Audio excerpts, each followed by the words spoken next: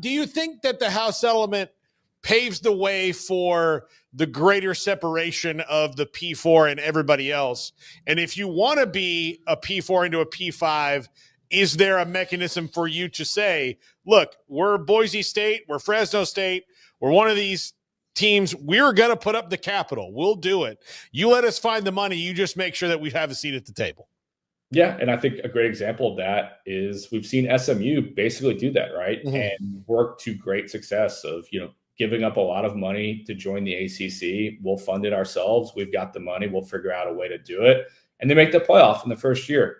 That's the dream, right? And I think, like you mentioned, whether it's, Boise State, you got multiple schools, I think, in the American, like Tulane, South Florida, Memphis, who are willing to invest, I think, at a pretty high level.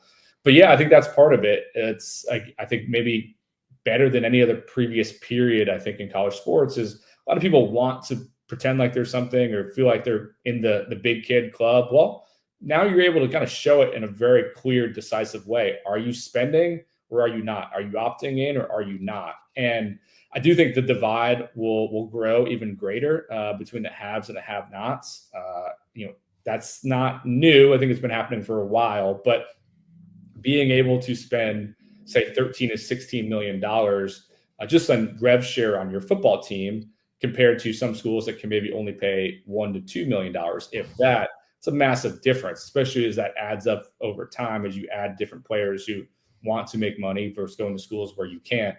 That's a huge difference. So that's going to, I think, really create an even bigger divide between, kind of the level of the big dogs and the smaller schools. So I think we'll still see some upsets. There'll still be some great players at the smaller level. I think a lot of good teams at that level, but it's going to be harder for them to compete if they're not willing to spend. And ultimately, again, if we get back to what we were saying earlier, if one day there's a breakaway, I do think the spending will be part of the dividing line. Are you willing to spend big to be with us, or you're not able to afford it? Then maybe you need to be at the lower level, the lesser level.